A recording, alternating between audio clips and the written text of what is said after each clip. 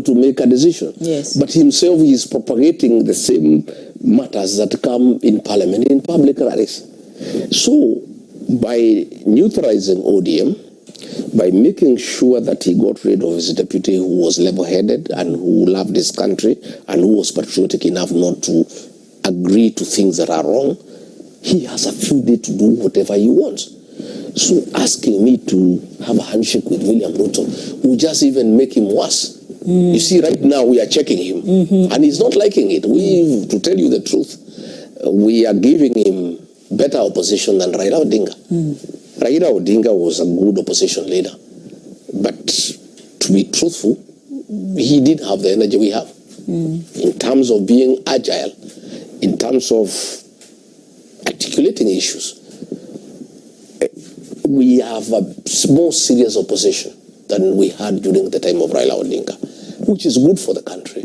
So today, if I agree to have a handshake with William Ruto, I will just be giving him a blank check to continue with the excesses, abductions, extrajudicial killing, sale of public assets, theft of public funds, destruction of institutional governance.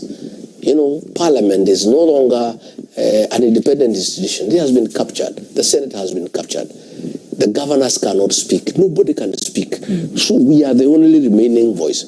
So we will be very unfair to the people of Kenya. I don't think the people of Kenya would ever forgive me if today I went and shook hands with William Ruto in exchange either of money or positions or privilege. Because he can never. Maybe I can go and say, oh, we'll give you security, or we'll give you gas, or we'll give you some money, or we'll give you 3 ministers, and all that nonsense. I'm not interested. We have a job to do. We have to keep him in check, so that this country can stand. And we have even a bigger duty, a more serious responsibility to work very hard to have change of government next year through constitutional means, as we don't want to remove William Ruto unconstitutionally. I heard Mukomen saying that I'm inciting people by saying they need to deal with traitors. For the record, Mukomen must know anybody who betrays voters is a traitor.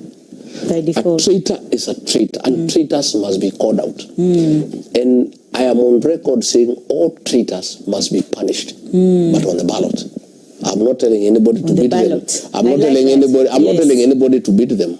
I'm not telling anybody to do no. I'm even saying when we had a funeral in Olokalao and William Ruto was there and the people are very hostile to him, I said no. Let this guy speak. We have a problem with him.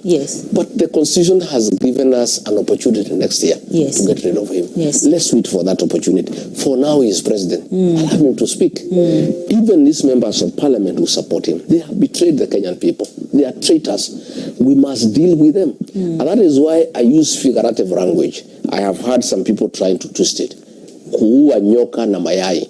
That is figurative language. I'm a student of literature. And the power of figurative speech in terms of communication is very powerful.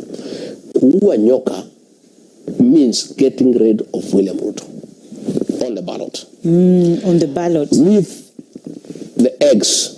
The eggs are all the people who support him. We cannot get rid of him and leave the fellows who support him around because they have betrayed the Kenyan people and they can betray the people of Kenya again. But the ballots thing, 22 kadi